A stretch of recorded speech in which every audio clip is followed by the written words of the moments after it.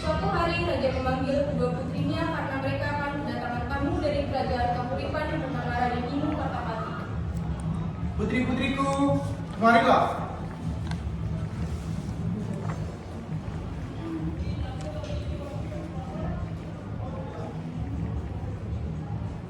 Ada apa ya Anda?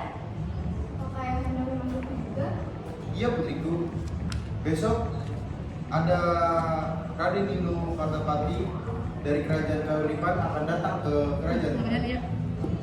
Lalu apa hubungannya dengan kakak Anda? Ayah sudah membuat perjanjian dengan ayah Raden Inu bahwa ada salah satu putri ayah yang akan dinikahkan oleh Raden Inu Kartapati. Jadi siapa di antara kita yang akan dinikahkan oleh Raden Inu, Ayah?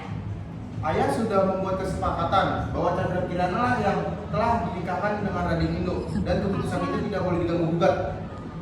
Lalu ingin pergi ke belakang sebentar dan permisi. Terima kasih Ayah Anda, Kirana senang sekali. Sama-sama anakku, mari kita persiapkan sekarang. Baik Ayah. Sementara Dewi Galuh merasa iri dengan Kirana yang bernasib baik dan jujur akan menikah dengan Inu Kartapati. Dia jahat untuk mencelakai Kirana pun terbesit di pikirannya. Dia pun mendatangi sebuah gubuk milik penyihir. Permisi, apa ada orang di dalam? Apa yang dibutuhkan, gadis manis? Aku membutuhkan bantuanmu.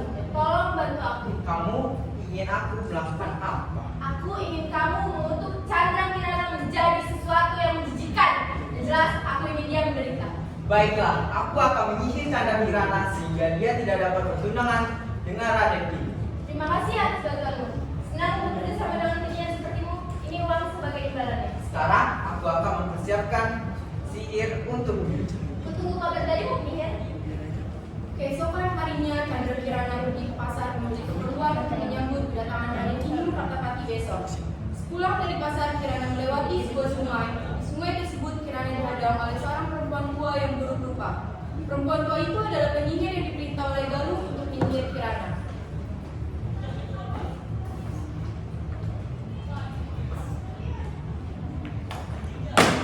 Hahaha, Chandra Kirana, apa kabarmu? Kelihatannya kamu sangat senang hari ini. Siapa kamu? Diam, aku kesini untuk menyihirmu menjadi keok. Menyihirku? Apa salahku? Saudaramu yang menyuruhku untuk menyihirmu. Galuh, tidak mungkin. Kau pasti berbohong. Sudah, jangan ngomong. Terima sajalah nasibmu. Sambala ketek berubah jadi keok. Tidak. Kamu akan menjadi keong pada saat malam hari, dan jika pada siang hari kau akan berubah menjadi manusia. Kutukan ini akan menghilang jika kau bertemu dengan Raden Inu. Chandra Kirana dan cukup menjadi anak dan dibuang ke sungai yang terdampar di desa Dadapar. Suatu hari seorang nenek sedang mencari ikan dengan jala dan keong emas tersangkut dalam jalanya tersebut. Keong emas itu lalu dibawanya pulang dan ditaruh di tempayan. Abang Ewel sangat cantik.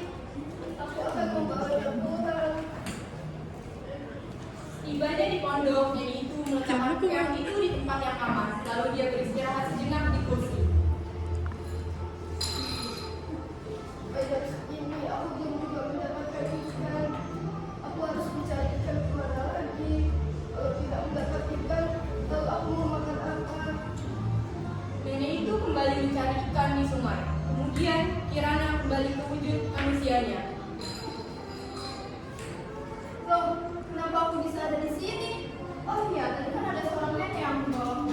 Sejak sekali nenek itu harus makan saja, ia harus mencari ikan terlebih dahulu di sungai. Aku akan membuatkan makanan untuknya.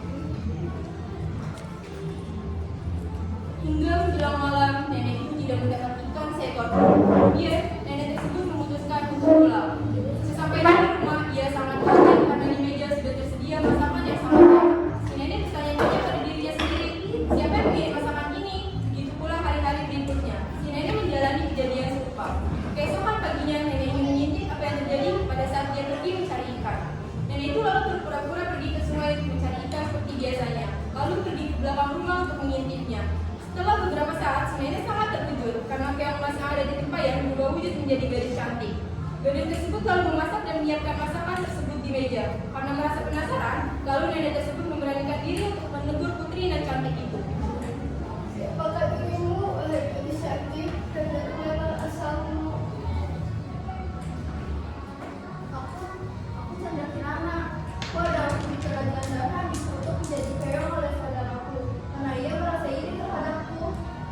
Kasihan sekali dirimu menolak dan yang tidak tahu saudara itu tidak tega ingin membuatmu seperti ini.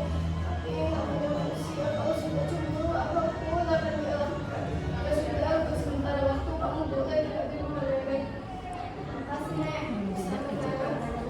Kurang jeda. Sementara itu, Pangeran Inu Kartapati tak mau diam saja ketika tahu Chandra Kirana menghilang.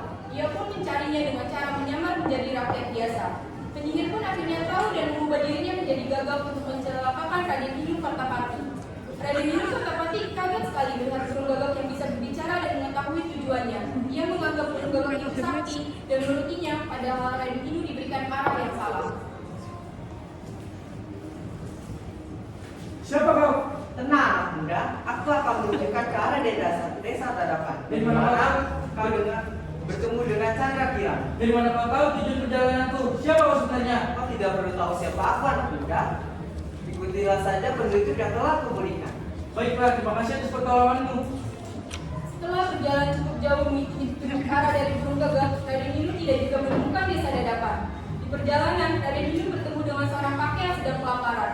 Diberinya kakek itu makan, ternyata kakek itu adalah orang sakti yang baik. Ia menolong Raden Inu dari burung gagak itu. Tolong anak. Beberapa hari kakek sudah tidak makan. Bila sedikit roti atau makanan. Ini kek, aku ada sedikit roti untuk kakek. Semoga dapat membantu kakek ya. Terima kasih anak muda. Jangan kamu mengikuti burung gagak tersebut. Sebenarnya itu jelmaan nenek sihir. Lalu apa yang harus dilakukan kek?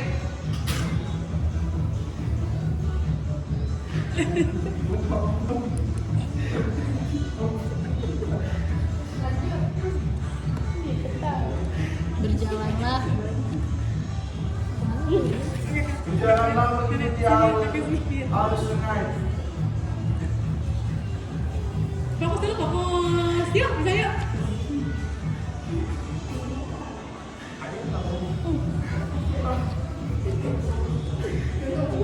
Mau keluar set dulu. Nggak boleh. Berjalan. Udah cepetan. Berjalan. Jangan dilihat mukanya kalau gitu. Arya di sana kali ya, kamu ke sana. Sini ke sini dikit gitu biar nggak tapa-tapa Ari. Kita ketawa terus. Berjalanlah mengikuti sungai. Lalu kamu akan menemui desa Dadapan di depan. Baik kakek, akan mengikuti petunjukmu. Terima kasih ya kek. Sama-sama anak muda, hati-hati di jalan. Baik kek. Setelah berjalan berhari-hari sampai Raden Inu di desa Dadapan, ia menghampiri sebuah gubuk yang dilihatnya untuk meminta teguk karena permukaannya sudah habis. Ia sangat terkejut karena dia bertemu dengan Chandra Kirana. Akhirnya sihir dari penyihir pun hilang karena perjumpaan itu. Wah, di sana ada gubuk. Sepertinya aku bisa istirahat di sana. Setidaknya aku bisa mendapatkan seteguk air di sana. Aku telah lelah sekali sudah berjalan sepanjang ini. Permisi. Iya, sebentar. Bukan kamu bisa Kirana? Raden Inu, kenapa kau bisa ada di sini? Ceritanya panjang. Ayahmu sudah menunggumu di istana. Sebaiknya kamu ikut aku ke istana. Tapi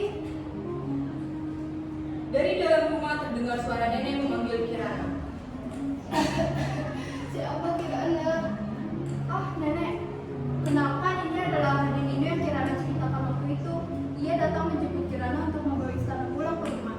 Tapi Kirana tidak tega meninggalkan nenek sendirian. Tidak apa-apa, Nak. Pulang, kamu pasti merindukanmu.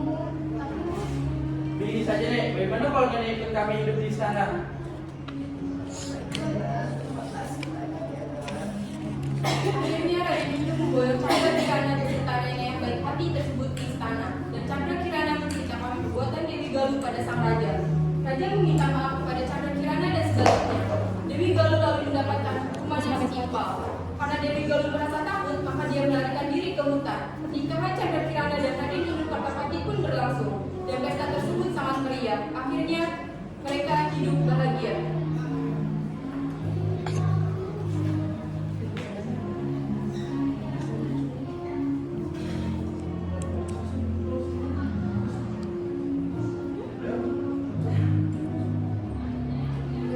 Iya.